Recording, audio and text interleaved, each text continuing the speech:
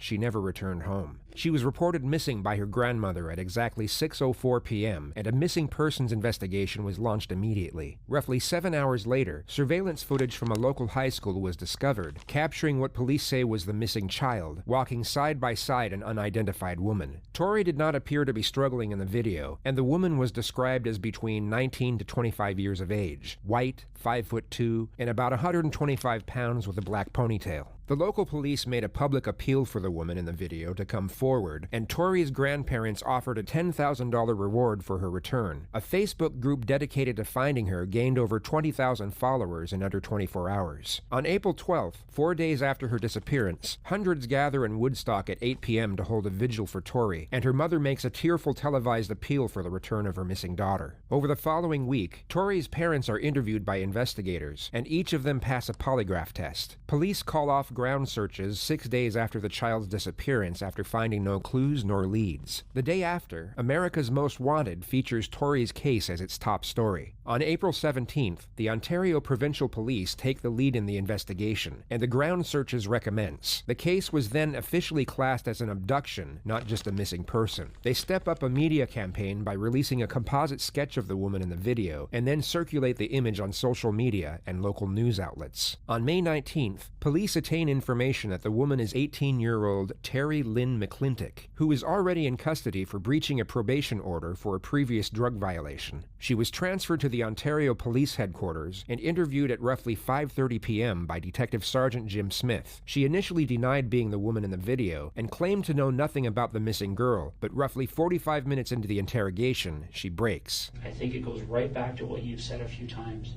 You didn't want to see it, okay? But that doesn't change the fact that you saw it, okay? And that's what you need to be truthful about. And I know it's hard to talk about. I know it's even harder to talk about than the sex part of it, okay? What? But you saw it, okay?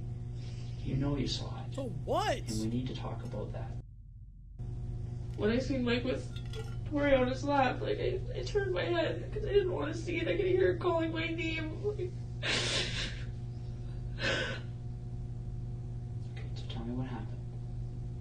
She describes in disturbing detail the abduction and killing of Tori Stafford, stating that she lured the girl into a secluded parking space with the promise of showing her a puppy. She was then forced into the back seat of a vehicle that immediately drove away. In the driver's seat was 28-year-old Michael Rafferty, who then drove to a secluded area about 100 miles north of Woodstock. He then proceeded to sexually assault and then murder the 8-year-old, with the fatal injuries being forced.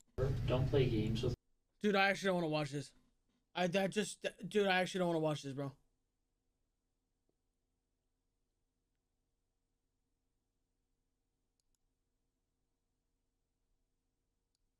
McClintock drew a rough sketch of the area where Tori was killed, which eventually led police to discover the girl's remains. She was found with lacerations to her liver and 16 broken ribs, but her eventual cause of death correlated with Terry's testimony, as was confirmed to be the result of repeated blows to the head with a blunt object. At 7:55 p.m. that evening, Michael Rafferty is arrested and informed that he is being charged with kidnapping and first-degree murder. He is read his rights and then brought to the police headquarters for immediate interrogation.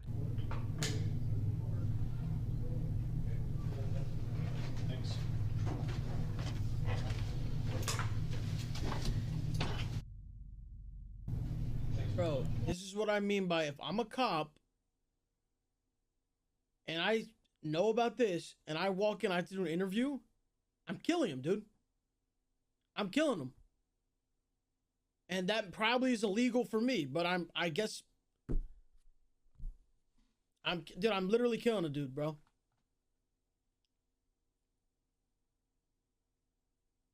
I can say that wholeheartedly. Wholeheartedly, bro. That's the worst thing I think I've ever heard in my life. That could be the worst thing I've ever heard in my life, bro. Like, this is, and I'm not comparing anything because this is all horrible. This is literally worse, and I thought nothing could get worse than that dude who killed his wife and 2 daughters. This literally sounds worse.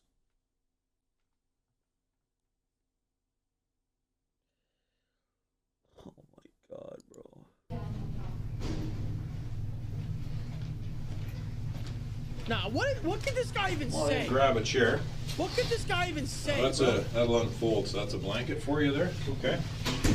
Tea. I think they might have only put one sugar in. I think they got it mixed up. And there's a sugar? What?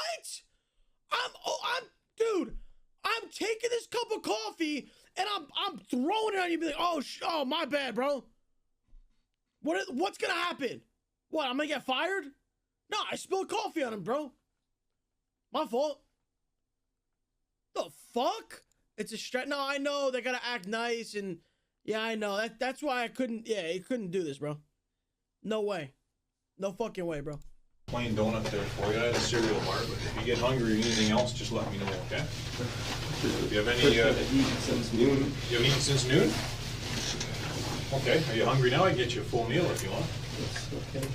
You bacon and eggs, or do you want something else? I'm too sick to talk. Okay. This is ridiculous. That's okay. You can listen. And if you have any questions as we go along, there's no issues there at all, okay? Okay. This shit make me want to take my blanket off, bro. Deadass. Fuck this guy, bro. Oh, I'm so mad, bro. Oh my god, that guy's saying, oh, I haven't eaten since noon. Yeah? You haven't eaten since noon? Got a few things I'll talk to you about. As I told you, my name is Chris. My last name is Lone. I understand your name is Michael. Now, do you go by Mike or Michael? What's your preference? It doesn't matter. Okay. I'll probably call you Mike. So unless that really offends you, just leave it with me. I'm going to go over a few things here today. Okay, Mike? Like I say, don't be shy. You'll find I'm pretty relaxed, pretty laid back, because I've dealt with these types of issues before.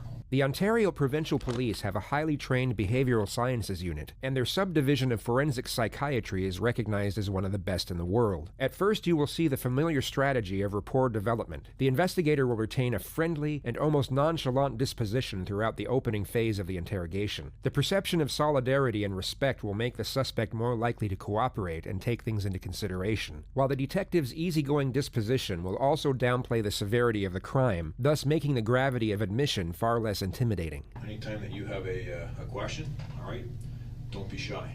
Now,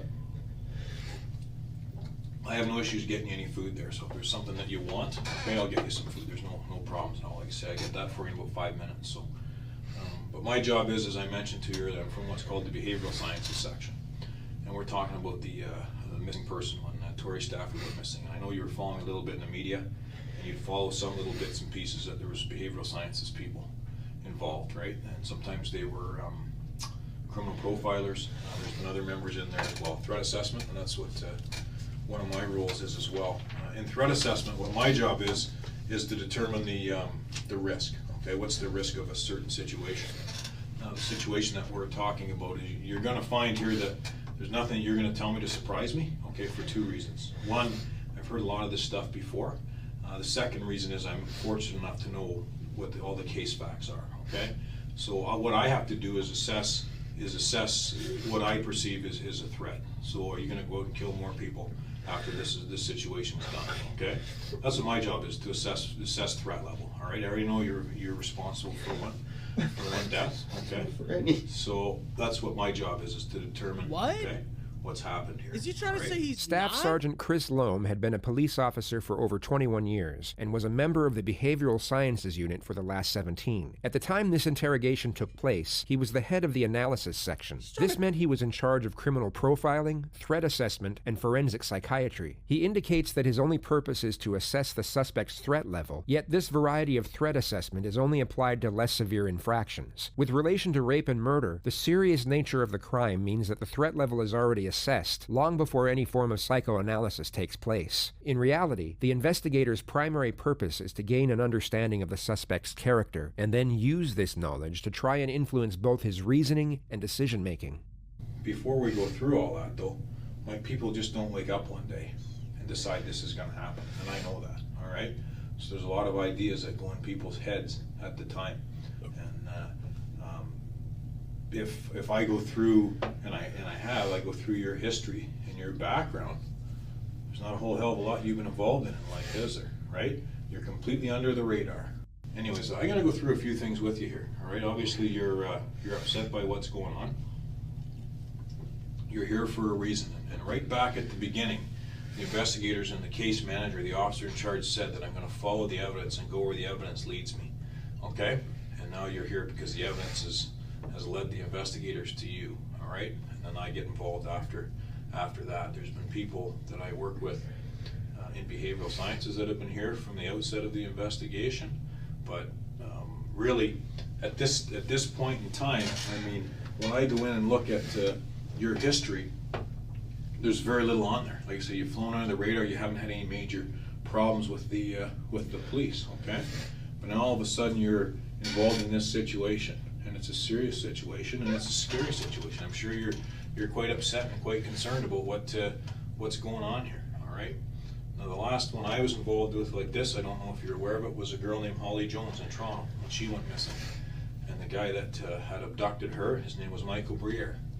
And what he was doing is he was watching on his computer for hours and hours and hours. He was looking at child porn to the point that he decides, I want to go try this. Oh my and God. He goes and he grabs Holly. Oh my God. Oh, I'm murdering this guy. No, I'm murdering this guy, bro. No, I would. If I was the cop, I'm not saying me. If I was the cop, I'm murdering, bro. 17 gigs of child porn was discovered on this guy, Rafferty's hard drive. That's no. I want to go try this. Nah, bro. And he goes and he grabs Holly and he does some things to her, and then he realizes, what am I going to do? Okay? And he panics. He doesn't know what to do because she's a witness now. And he says, if I just let her go, she's going to tell on me. So he decides that he's not going to let her go. All right? And all that was from something as simple as watching child pornography for hours on end. These things happen, okay? And we can't say it happened close to home. Toronto's not that far from you, okay? These things happen all the time, all right? So what I need to do is sit with you. I already know how. I know the who's, right? Why? I mean, why is up to you, but I can actually probably fill in that blank for you, but that's not what my role here is. If I'm going to... I think 𝗟𝗀𝗀𝗍𝗍 saw this already.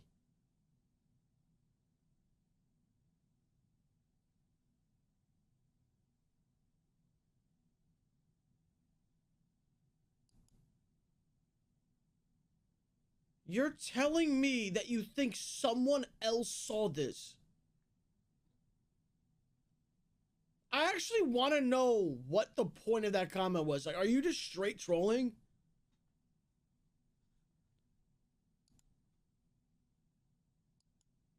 No, I know who said it. I'm waiting for the response. I'm just waiting for his response.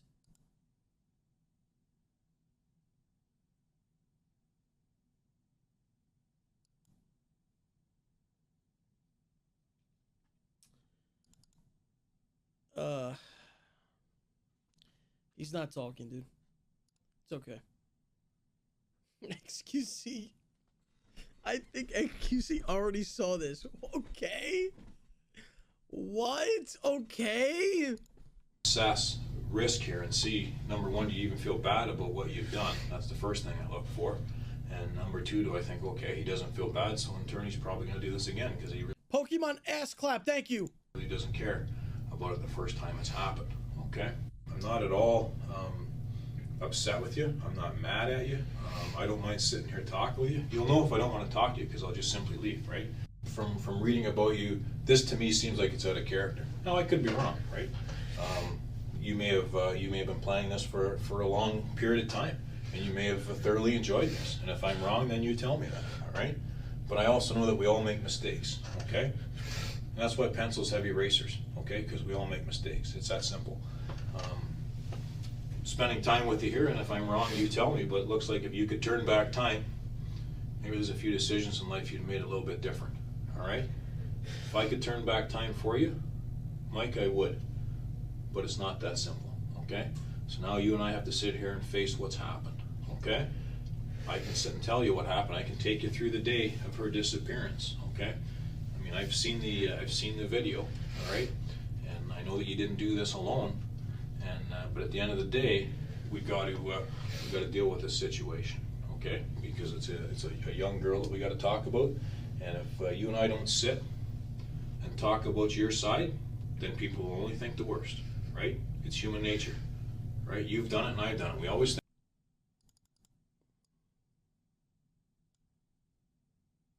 think the worst until we know the facts, okay?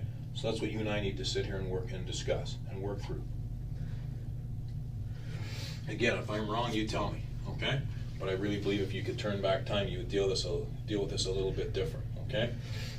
And there may have been a rush, it may have been exciting. Can this fucking pussy say something, bro?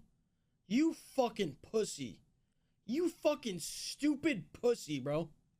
Look at this guy. Look at his head down in shame. You fucking piece of shit.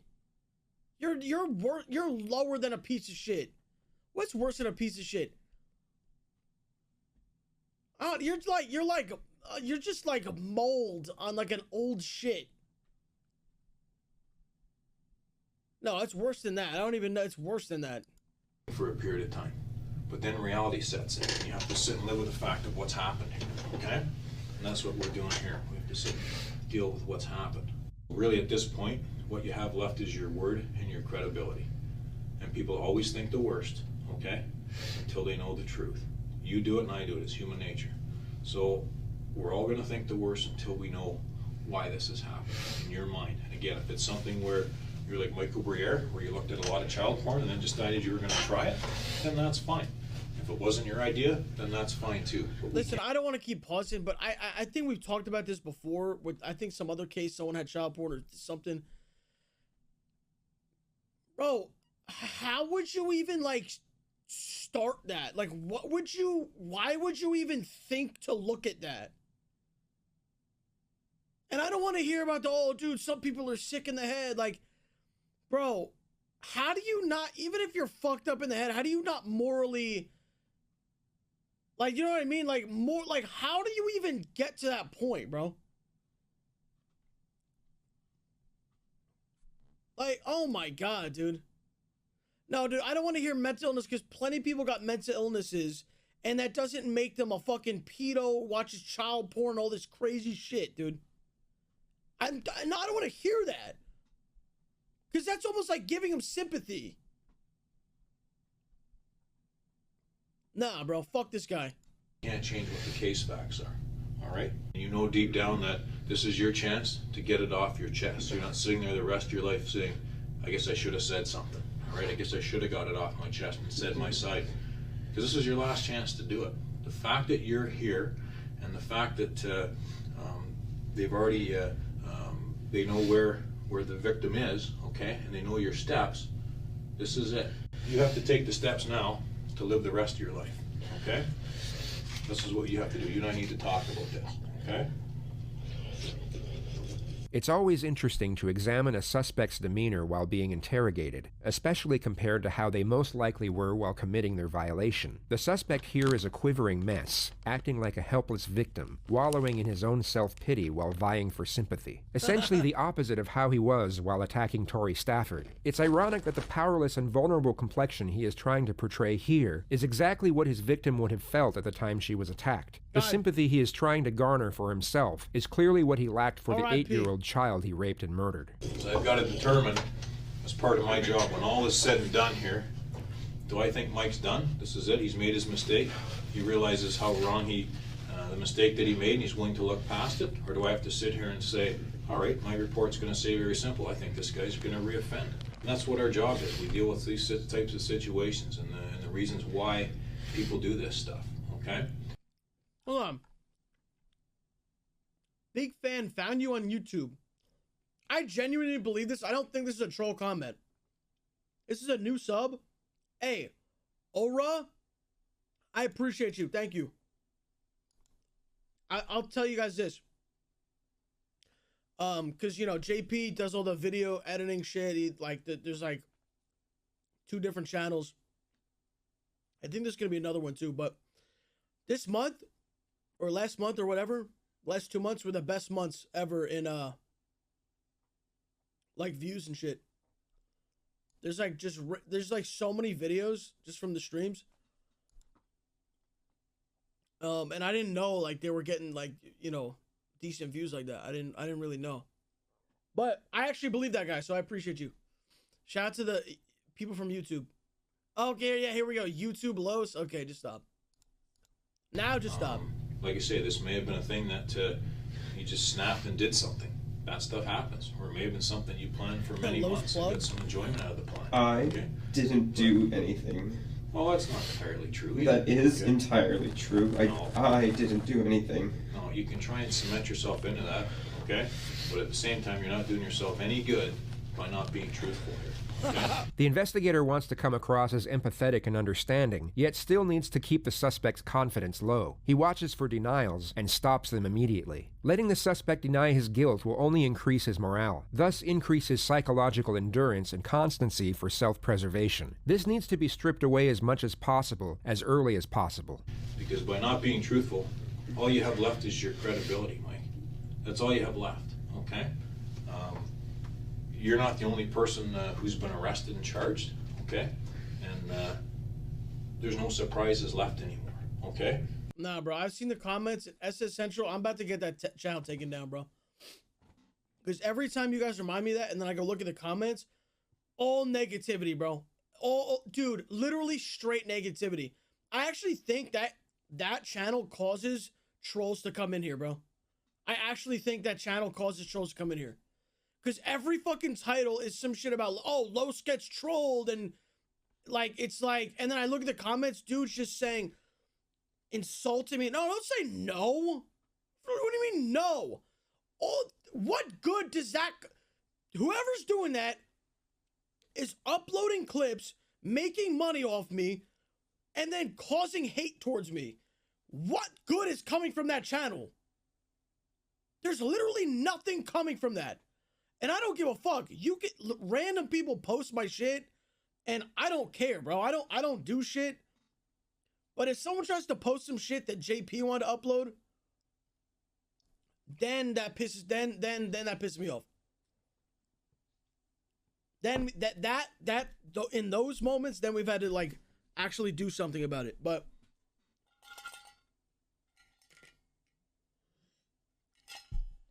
SS Central comes in clutch. Well, then tell fucking SS Central to #1 reveal themselves. If they don't, I'm literally striking the channel.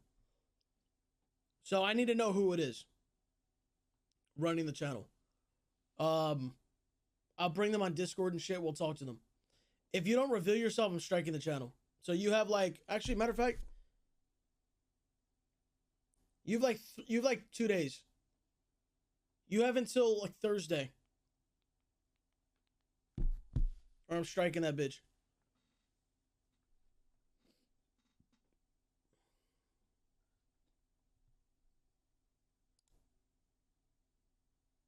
No, dude, I let people low-key take advantage, bro. That's low-key taking advantage. Because every video, it's no positivity. It's all just trolling and just, you know, all the comments are negative. It's not even a surprise. It's why this happened. I'm also not the only innocent person who's ever been arrested and charged. Well, and that's true. There's been people that have been arrested for things where there's no evidence, but unfortunately in this case, there's lots of evidence to determine your role in this crime, okay? The girl who's on the video who walks away with Tori has been identified, and she's been identified as her and Tori being in your car. And the three of you and her and Tori, go to the Guelph area, go to the Home Depot, okay? And the grabbing of Tori, there was a planned event that you were going to grab her. You're going to grab a girl. But this other person was going to do it, and the other person got the girl, put her in your car, all right? And then there's other steps that are taken from there, okay? There's things that happen at Home Depot. There's things that happen outside of Guelph. There's things that happen to Tori, all right, before she's gone, and you're involved in that, and you can't mask that, you can't change it, okay? No. Because what's happened has happened. I can't turn back the hands of time, and neither can you, okay? There's nothing I can do to turn back the hands of time and say, I wish Mike would have reacted to this situation a little bit differently, okay? There's no doubt in my mind, okay? There's no doubt in my mind that you're involved in the abduction, okay, of Tori. No doubt in my mind at all. I followed the evidence, I've read the file, okay, there's no doubt in my mind. We're past that, okay? And the only concern or the issue that I have is why you did this. What caused you to do this? Was it something you, like I say, is this something you've done before, and you've been involved in the death of other people, and you enjoyed this? Am I sitting across the desk from Paul Bernardo here? Am I sitting across from someone who's made a mistake? Okay? And that's going to be the question that's asked of you. All right? I'll get you a bucket there just a second. If you got to get sick, fill your boots there. Okay? I've seen it before. You're not going to offend me or bother me. So if you got to be sick, Mike, go right ahead. He's making it. I'll get you some paper towels or something. If you feel like you're going to be sick, just grab the, I'll have the bucket there handy for you, okay? Just leave it right there. You and I need to have a discussion. This isn't a parking ticket, okay? This is reality, okay? And people are, I've already told you, you know this. People assume. Dude, he's babying him because it's a technique. He's trying to get him to talk. That's the only reason. He probably just fucking hates this guy and wants to literally take his gun out and fuck, you know what I mean? But he's doing some psychological shit on him. Assume the worst until they know the truth, okay? And people are going to assume the worst of you unless you and I sit here and clarify it. Okay, something's pushed you to do this. Okay, you can't just fly under the radar your entire life. Okay, Mike? It doesn't happen. It's not realistic. Okay? I'm not going to sit and tell you that it happens. Something brings this on. And when you sit and talk to someone who had a troubled life like Michael Briere and just gets pushed into doing this and panics and thinks, what would it be like to take a kid and touch and rub a kid and then wish you could stop, okay? And people can't, and that's the whole issue here. All right? The detective seems to be almost rambling here, but this is a common strategy used to keep the suspect's mind racing. When Rafferty is concentrating on what the detective is saying, it doesn't give him a chance to conjure up his own thoughts, making it very hard for him to either think up a lie or disassociate from the situation altogether. It's a methodical process of breaking a suspect down through mental exhaustion and slowly chipping away at his psychological stamina piece by piece. We can't control every emotion. Right? We can't control some of our urges, some of our thoughts. None of us can, okay? And I can't look you in the face and say I haven't made a mistake or made a bad decision in life, because I have. But the reality of it is, you and I have to accept that and move on, okay? Because I can walk out there and never see you again. Like, I can do that, right? My job here is done. The job here is done, as you'll find out tomorrow, as things start to be released. There is no more questions. There is no more long drawn-out investigations. They're already sending people home to spend time with their families, okay? They're scaling back what's happened because it's been cleared and they know what's happened. Los, are you packing? First of all, who just asked somebody that question, number one? Who just asked that? Deadass. And number two, what do you think, dude? It's up to you. I mean, maybe one day it'll get leaked. And, cause I've sent a pic out. It's out there somewhere. So, it's out there. I will say it's between 2 and 9.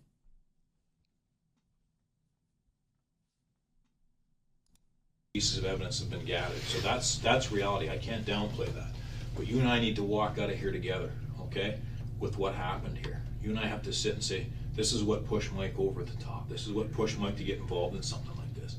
Because if I don't, then you sit here on your own and you have to take it. Okay, and is that necessarily fair? All right? I have to sit here on my own anyways and take this. To an extent you do, yes. You have to sit there and decide, am I going to get rid of this and get this off my chest so people understand my side, or am I going to sit there curled up and keep it in for the rest of my life? All right? You need to be realistic about this, okay?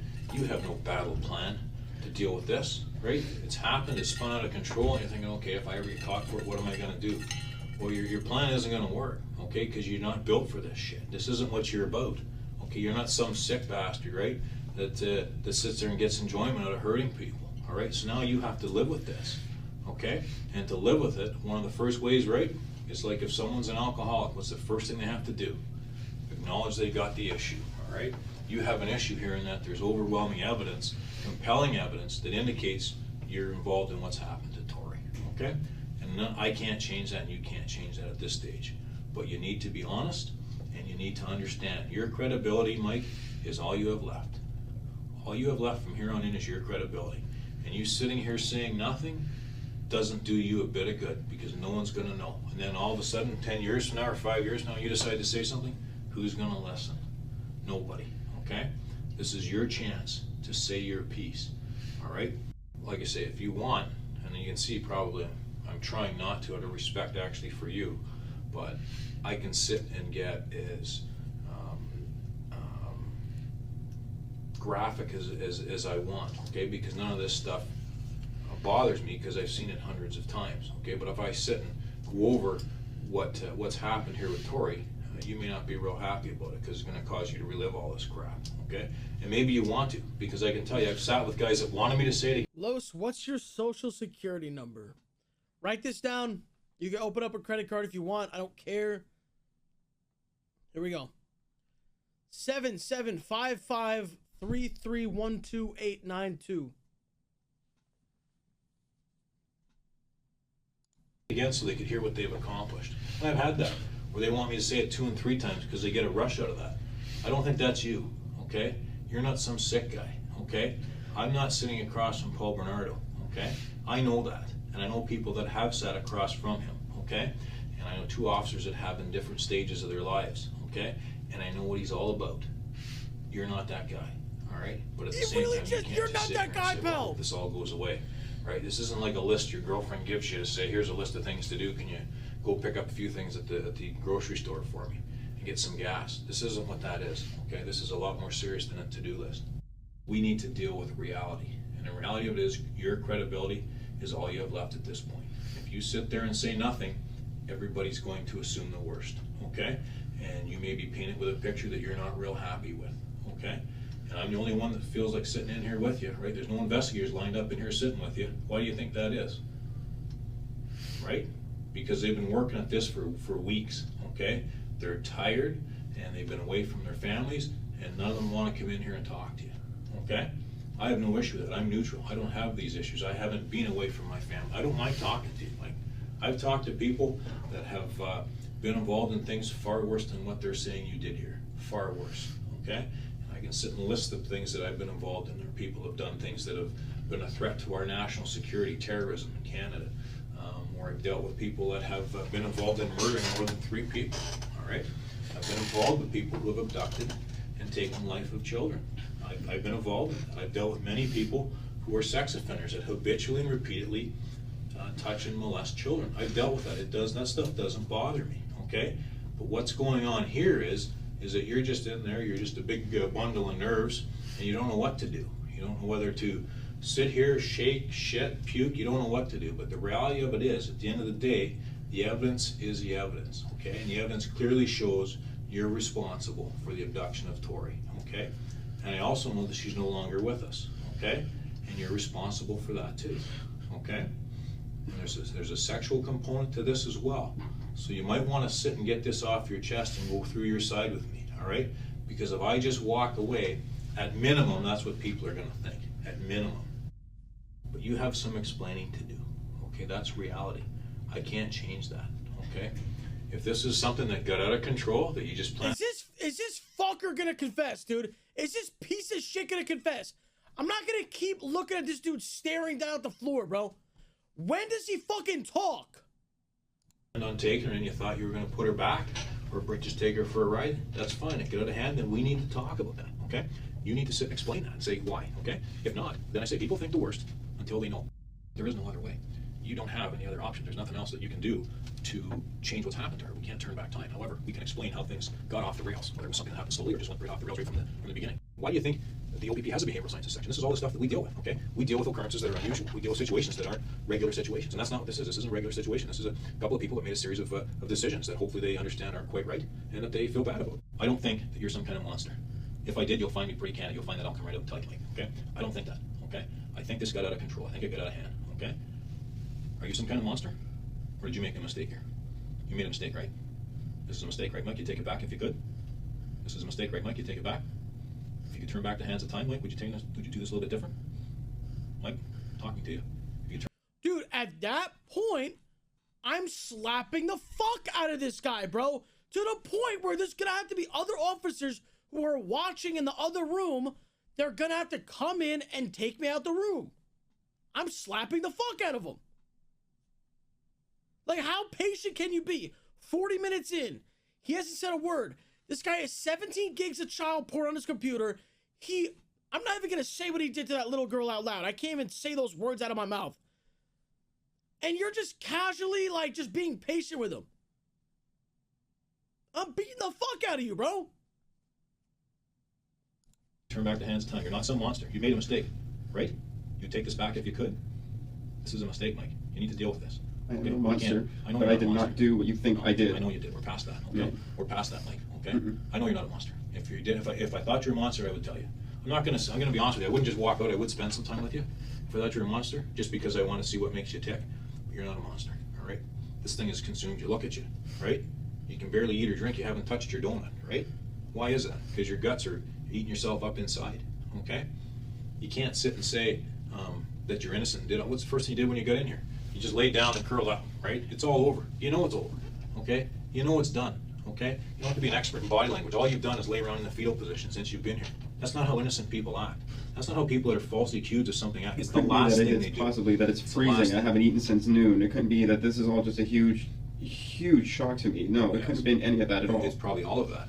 But it's also the fact that you're involved in it. It's probably all of that, Mike. Okay, the fact that maybe you haven't eaten that much and maybe you are cold. There's no question. First thing you said to me was you're cold and hungry, so that's why I grabbed you that stuff. Okay, and I'm willing to accept that. Maybe that is part of the issue. Okay, but there is a larger issue here. Okay, and it's the issue of the evidence and the issue that you're involved in this. Okay, and we can't change that. I have no ill will, anger towards you. I have none. You don't make me mad. You don't upset me. Nothing like that. Okay. The only issue I have is I don't fully understand. I volunteered here to come here and shoot the shit with you because I've talked to people in worse situations than you, okay? And like I say, you've been pretty respectful with me. You're not giving me a hard time. You're not being rude to me. So I'll sit with you because, but you know, the reality of it is I can walk away and you're going to sit and deal with this on your own for the rest of your life. You're a smart guy. You're nobody's fool. You know the situation. You know you're in a tough spot. And again, this is your opportunity to say your piece. But you got some pretty serious explaining to do here, okay? In the big picture. Now, without me, if I just leave you here, you got some stuff that you need to explain. I've acknowledged already what my thoughts are of you, okay? I've told you that from the beginning, that this is out of character for you, okay? Maybe I'm wrong. Maybe that's why you don't want to talk to me, because maybe you're thinking, you know what, Chris, you're wrong. You know, maybe I've done this before. Maybe I plan on doing it again, all right? I don't think that, but I mean, you could be sitting here playing me, right? How would I know, okay? I can tell you that I don't think that's the case, because I've sat across from a lot of people, again, that have been through stuff a lot worse than you. You made a mistake, man. Chat, I'm not texting, bro. I'm awake. I had to check something on my phone, but guess what? I don't have ADHD. I can multitask. I can look down and still listen with my ears. I don't have to look at the screen the entire time, dude. I heard everything he said. He said something about a pickle and some weird... I know what he said. Deal with it and we move on. I am concerned that you're just going to sit here and, oh, well, we'll take a chance. Maybe I'll just leave it and it'll all work itself out. Well past that, Mike. This is not going to work itself out, okay? We're past that. You need to acknowledge what's caused you to do this. And I never said for a second that you went and took that kid from the school, because you didn't. But that kid was taken from that school, all right, by Terry and put in your car, okay? And you were there, and you were part of when the kid was driven to Guelph, okay, in the Home Depot. And then from there, the kid, into the demise of the kid. This is the stuff we need to explain. Nobody can control your destiny now but you, okay? I can. I mean, I've already told you. I've already put my cards on the table. This is your chance, man. Do you not think you're going to feel better getting some of this off your chest as opposed to keeping it there forever? You know what I mean? I'll sit with you and do this. There's no issues with it at all. Like I say, I have no problem sitting with you, man. Why don't we just find a starting point and we'll do it? Because you're going to sit and stew forever. So, no, I should have said this or shouldn't I have said that, right? It's up to you. I mean, I've got situations where I wish I'd have told somebody something that I didn't, and I regretted it my whole life, okay? And it's situations with family members where you should have said your piece or you should have kept your mouth shut. But we all have those experiences. But this is your chance to say your piece, all right? And I think you and I should take that chance. I think you and I should just sit and have that discussion. How is it going to get worse, right? It can't. And obviously, to an extent, someone's put you in this position, right? We need to deal with that. You want me to tell you things I didn't do, so I can get locked up for the rest of my life for this. No, that's not. No, it's not. I don't want you to tell me things you did not do. No, I'm going to ask you a question. What's your biggest fear or your biggest concern now that you've been charged with this? What's your biggest concern here? Start talking Losing my about it. life. Okay. All right. I want to know what this girl Terry said. Okay. She acknowledges that she grabbed Tori and brought her to your car. That it was your wishes. That you sent her there with certain things that you were looking for in a victim. And she took her. And you guys drove on the highway and did the Home Depot thing, which I talked about. Left the Home Depot. Went to a secluded area. You had sexual relations with Tori. And Tori was killed.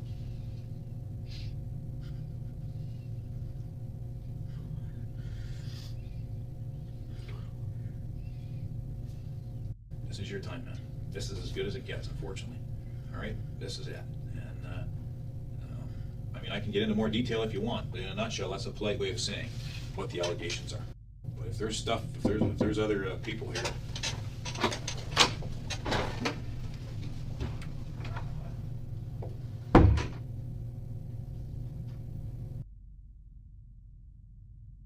Look at this bitch.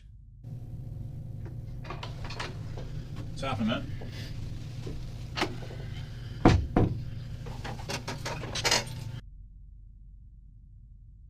What's this process? What happens? What happens next? After you and I are done talking, you go back to your cells. Tomorrow morning, you'll have what's called you'll be brought into court, and the charges will be read to you again, and there'll be a discussion if you get out of custody for bail, and then they may schedule a bail hearing to determine that. And then from there, it's a matter of where it goes from the courts. The investigation will go on for a little while yet. There's a couple things that, as I told you, need to be done. And then in the big picture, you're facing these charges. The reality of it is we can just sit and deal with the issue here, just as easy. I'd rather deal with this issue in court. The suspect remains unyielding after 95 minutes of psychological pressure, so the investigators commence the next stage of the interrogation. They Hold on, I'm not gonna speed up our boy's voice. I'm not gonna speed him up. of psychological pressure, so the investigators commence the next stage of the interrogation. They initiate the Mutt and Jeff technique, most commonly known in pop culture as good cop, bad cop. Hey! Remember a sec? I understand Mike here wanted to see what Terry Lynn had to say. Mike, Terry Lynn's still speaking to my partner, okay? This is the girl you killed, all right? She's not missing anymore. She's dead. Terry Lynn was asked today if she wanted to call a lawyer 4 times. She said no, all 4 times. She went through 2 boxes of Kleenex. All right? She says on the 8th of April, Wednesday the 8th of April, 2009, at 3:30 in the afternoon, you drop her off at 𝗍𝗵𝗶𝗹, south of Fife, south of the public school, where Tori walks out of. You tell her to get a girl, and you want her young. She walks up the street. You drive up to the old age home where you park your car. She walks up to Tori. Tori's nice to her. She trusts her. She holds her hand for a little bit. She walks up the street with her. Terry Lynn tells her about her little dog, gets her across the street to your car, opens the back door. Tori doesn't like it anymore. She pushes her in the car. You start driving. She says she's freaking out. She says she's worried about you. She's scared about what you're going to do. She says you guys hit the 401. You start driving to Guelph. You park outside a house. You go in for a little while. You come out with some drugs, she thinks. And you drive to the Home Depot. You park at the end of the parking lot. You tell her it's her turn to get out of the car. You tell her to go in there. You give her some cash because you don't want to use your debit card so you don't track it. She goes in there. She gets garbage bags like she's told to do, and she comes back out. Then you go driving. And you pull into a farmer's field, right across from a house, to the point where you're even asking her if anybody can see you. And what does she do? She says she goes for a walk because she doesn't want to see what happens. And then she comes back, and you're not sitting in the front seat anymore, Mike. You're sitting in the back seat. And she's not liking what she sees, so she walks away again. Then she comes back, and you make her hold one of those garbage bags while you put some of your clothes and her jacket and hammer in the garbage bag. Oh my. Then you drive to a gas station. She never sees Tori again. You drive to that gas station, you get out, you wash up, you dump the bag. You drive back to Woodstock. That's Terry Lynn's story, Mike. That's Terry Lynn's story while she bawls her eyes out through 2 boxes of Kleenex. And I ask her 4 times, hey, you want to call a lawyer? She says, I don't need to call a lawyer. I feel so bad about what happened. I just want to tell you all about it. That's what you're up against. Terry Lynn's a liar. Well, you're the only person that can tell us that, buddy. I just did. You gotta be careful, though, Mike, because some of the shit she said is backed by not just video but other evidence, but also some of the explanations that she gave as well are verified. And that's a little more graphic than I said it, but yeah, there is some stuff that she says that is true. There's no question. I'm not gonna sit and say it's not. But How old are you, Mike? 28 years old? You want to tell us your side of the story? Get rid of your fucking security blanket and start being a man. Because it's not going to be her semen that we find on her body. When we look at the areas underneath the parts of the seat that you cut out, we're going to find her blood. Do you know how blood works? Do you know about red blood cells, white blood cells? White blood cells are thinner. They look like spit when they're separated from red blood cells. They're the ones that seep through into the foam. That's what we get the DNA from. Skin cells from her rubbing up and down against your seats in your car. Tori Stafford is all over your car. All over it. And Terry Lynn explains everything that she knows we're going to find. You're explaining nothing. So I don't give a fuck if you say one more word to tell you the truth. All right, we're done then. Well, I'm done with you anyway. Okay. This officer here is trying to understand what the hell you're going through. I don't care. Who are you? I'm the lead investigator here. Okay. Okay? Terry Lynn's full of shit. Well, that's going to be a funny thing for you to say in court, isn't it? No. Because how's the DNA going to be full of shit, Mike? Huh? How's the biologist from the Center for Forensic Sciences going to be full of shit? How's the pathologist that examines her body going to be full of shit? Oh my god, yeah, you're fucked, bro. Explain that to me. I'll be careful, Mike. That's a dangerous road to go up. If there's something you and I can clarify with what you said, then let's clarify it. But we can't just sit here with a blanket statement. They're doing this literally perfectly. Oh shit. What was I just on? I was gonna say, bro, he's acting so nice. What was I on? Does anyone remember where? Fuck. I clicked the wrong shit. God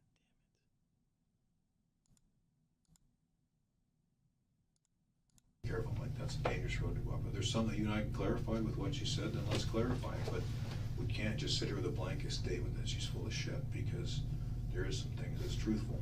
And then by you saying that takes away your credibility. So we gotta be very careful with that. I'm done with him. Yeah. This officer's got his job to do, Mike. He's got a different job than I do. For my investigation, you keeping your mouth shut is the best thing can happen. So keep on keeping it shut. Okay. The theory behind good cop, bad cop is known as the fear, then relief response. It's believed that when the immediate shift from one emotion to the next is so extreme, a suspect can become disoriented, and their ability to think critically can be affected. This specific state of disorientation makes compliance more likely, as the rapid change of emotion can evoke the feeling of uncertainty, and a suspect's positive response to an oncoming request is a form of coping with this uncertainty. This is of course not a guaranteed system, and a suspect will not always respond in the desired manner. Well, you know more than I told you anyway. It wasn't quite as eloquent as I would have put it, but anyways. At the same time, what he's saying is right. Like, I did watch what she was saying, and she was very emotional, there's no question. And she did go through Kleenex, there's no question of that. And she was upset, and there's stuff that she said that, I mean, was clearly known ahead of time by the investigators, and there's stuff that was said that by her saying it later proved out to be confirmed other ways. So don't Dude, this guy just said this a VC glitch. I gotta time you out just for just stupidity, I think. Just pure stupidity. This is a VC glitch. You're like making like 2K references right now? Like, dude, nah, man. That's, you know.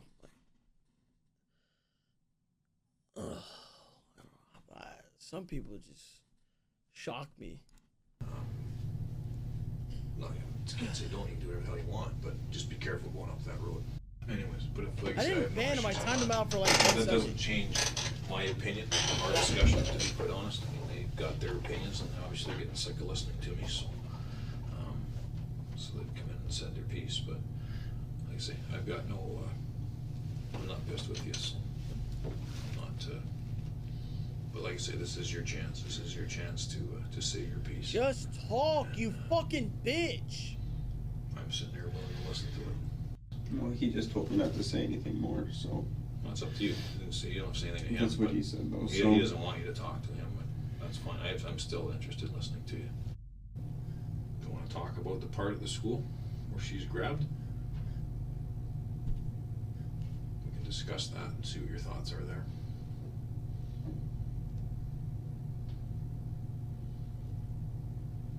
I'm not saying anymore.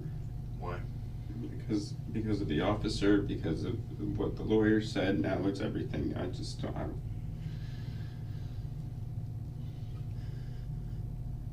What do you think is going to happen next? I'm not sure. I don't know. Someone runs in here and starts barking. Nick, I agree. You just want me to say whatever. You just want me to say things. So it's open and closed. No. So it's over and done with. That's it. This is how it is. Nothing more to talk about. No, actually, because you know, actually, that's fair. That's a very fair statement, actually. But I got to tell you, in this case, it's not. It doesn't matter. So yeah, I'm compelled and I'm interested to listen to what you have to say. But does it open and shut this case? No. I'm done. Why? I'm not talking anymore. How come? I've already told you why. Just because of all the different angles and all that? I just don't feel comfortable talking about it. So you're prepared then to just leave it like this and you're gonna write it out from here, see where it goes? Yep. You think that's the best way to do it? I don't know. I've never been in this chair before. I don't know.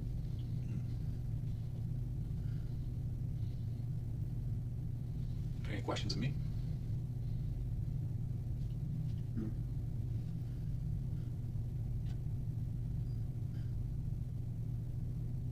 Need something to eat?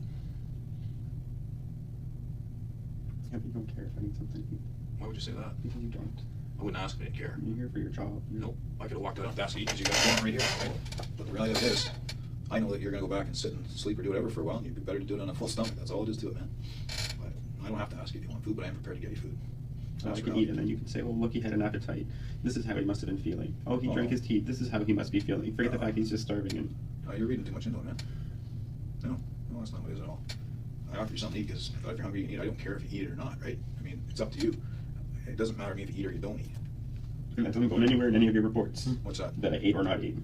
No, because it's on the video. It doesn't matter if you eat or not. I don't have to write any report. My report doesn't say if you ate or not. My report says what we talked about. This is a very intriguing moment of the interrogation, as the suspect's state of mind seems to be in two places at once. He is undoubtedly clinging on to hope, made evident by his outright refusal to admit involvement, yet he still has situational awareness. He knows deep down that his act isn't being bought, giving reason for his guilt in requesting food. He would have been starving at this moment, yet his primary concern was how he would be perceived while eating. He is caught between wanting to satisfy his hunger and trying to appear so guilt-ridden by the circumstances that he doesn't even care about his hunger. No, I don't think so. It's your appetite at this point doesn't matter, really. I come in here, I sat to explain to you what the evidence was, had a discussion.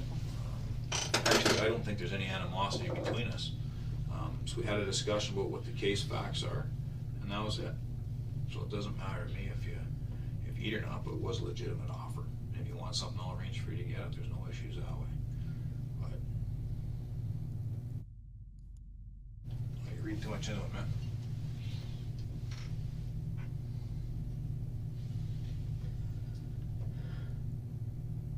Do you want something to eat? I need something to eat, yes. Alright. I'll get you something to eat. Look at me. Take it easy.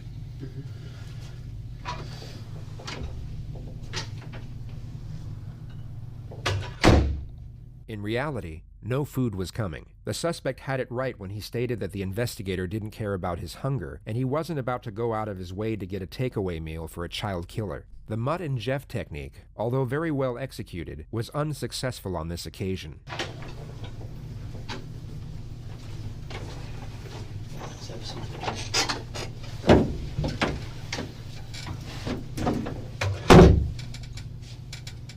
Hey, Mike. I'm a pretty get down to the facts kind of guy. I'm sure you've realized that from our brief encounter earlier, all right? This is not rocket science. I've got what Terry Lynn has told me this afternoon, and I've got you. This is your opportunity. Terry Lynn's sitting right here. Tell us she's a liar.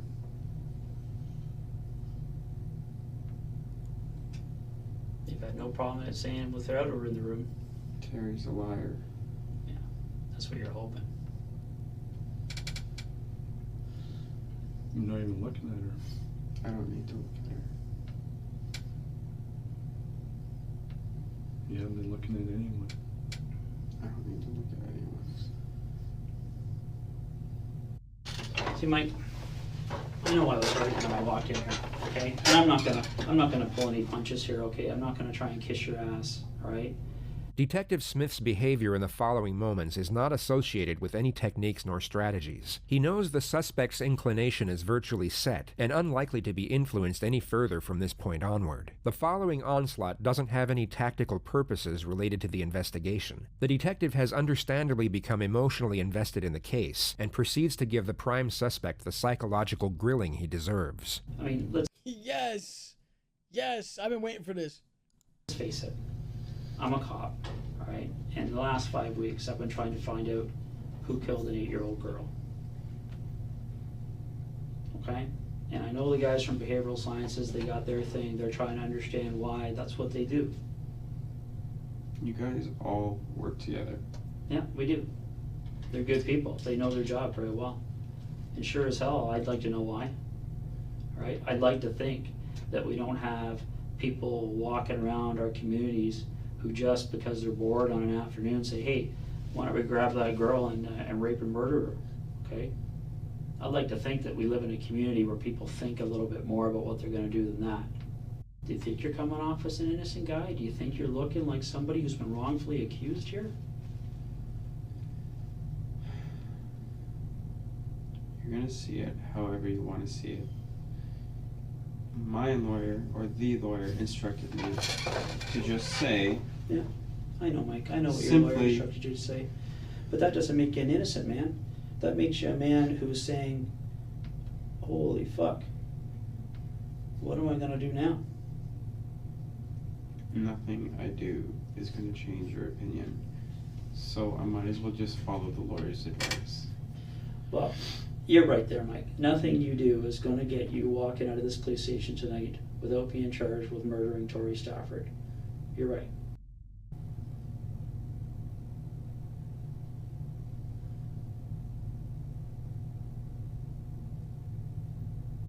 You know how much media coverage this has. You know what the newspapers are going to do with this and to your family tomorrow, okay? You think the cops are gonna be... Dude, what do you mean, what's that pose? I have my hand, I'm resting my head on my hand. This isn't the fucking Drake in the mirror shit, dude. I'm literally just like this. be talking to everybody you ever spoke to in your life? That's nothing compared to what the media is going to be doing. This is a huge story for them. This is the next Paul Bernardo. Whether you like it or not, a girl and a guy kidnapping an 8-year-old girl and murdering her. That's one of the most sensational things that have happened in this province. First of all, that Tori, not Tori, the Terry, whatever the other girl is named. Dude, she has to go to jail too. What the fuck? She literally helped him.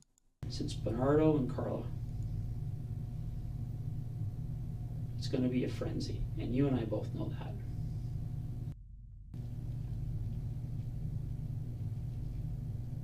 You know what a psychopath is, Mike?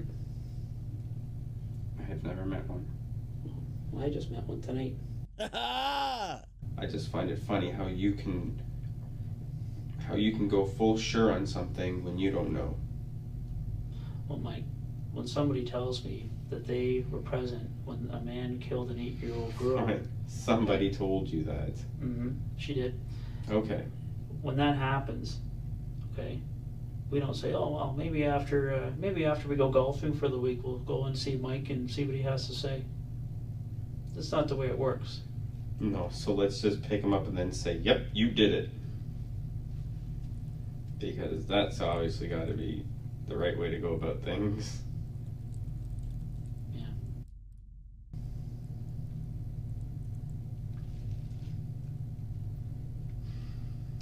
So, the last thing I cover off with everybody I talk to in situations like this, Mike, is pretty straightforward, okay? Rodney Stafford and Tara McDonald have to be notified about this. Okay. First question out of their mouth is going to be, what? Did they say why they did it? I'm sure one of those two will have the answer for you, why somebody would do it. What are you getting at, Mike? What are you throwing out there for me, buddy? It doesn't matter. It doesn't matter. You're going to talk to them anyways. You know what, Mike?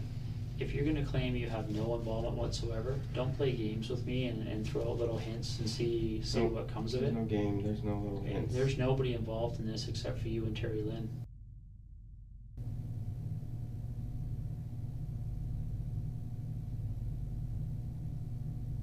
Can you just admit it?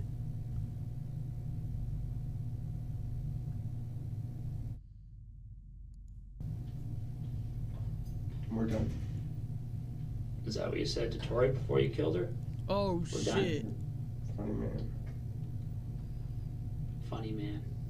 That's what you think this is funny I man? think you're a funny man.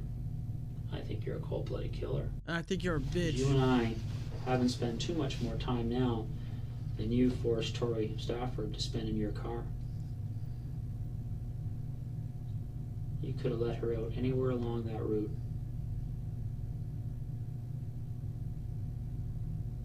You could have killed her without sexually assaulting her. And that's what I wanted to sit across from tonight. See what it's like to sit across from a guy who, when he abducts an 8-year-old girl, is so turned on by it that before he kills her, he has to have sex with her. So if you ask me why I'm sitting in this room, I'm sitting in this room for Tori. Making you squirm, putting you through some of the grief that you put her through. That's why I'm in here, Mike. And I'm having a good time. You are a sick puppy, Michael.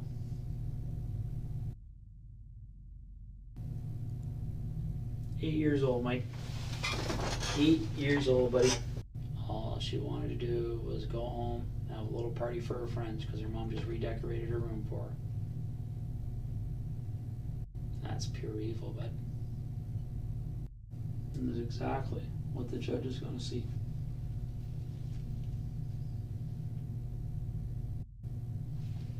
That's what you are. No remorse, no empathy, no nothing. You're just hollow.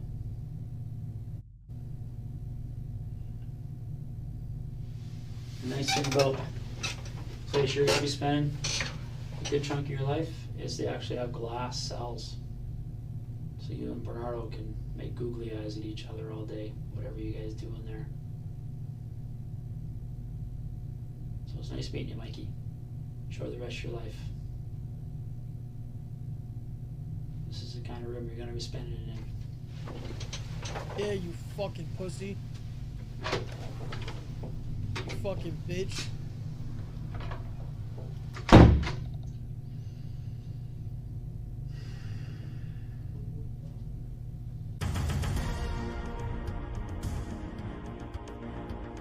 And it was all for this little girl right here. Not just Tori, but for every little child in Canada that doesn't deserve what happened to her. Good evening. Thanks for joining us. 31-year-old Michael Rafferty has been found guilty of murdering, kidnapping, and sexually assaulting 8-year-old Tori Stafford. It's been nearly 10 very long weeks of trial in London, which is where Laura 𝗟𝗀𝗍𝗍 has been covering this story since the very beginning. In the courtroom, when the verdict was read out, there was a collective sigh of yes for each time one of those guilty verdicts was read out through friends and family. That came with the reading of each verdict. Guilty of first degree, guilty of abduction, and guilty of sexual assault. Lawyers from both sides of the story came out to speak with us as well. Their reaction, everyone appreciating that justice was done here, and every one of them also thanking the work that the jury had to do for having to sit through this case for, as you mentioned, Carolyn, almost 10 weeks. It's been a long and difficult trial for everybody. The trial is finally over, so that's a good thing. But the verdict means that the jury has found that Michael Rafferty did kidnap, sexually assault, and murder Victoria Stafford, and our thoughts are with Victoria's family. Is it a hard decision for you to take cases like this? It's never easy, but honestly, I mean, somebody has to take them. I get asked that question more often than almost anything else. How can you do a case like this? How can you defend such a person? The reality of it is that everybody in our system deserves a strong, proper, and effective defense. Even before going into the courtroom, there was really a sense of excitement. I think a lot of the family thought that because the verdict did come so quickly, just over a day of deliberations, they truly believed that this was going to be a guilty verdict. Then going into the courtroom, that simply continued.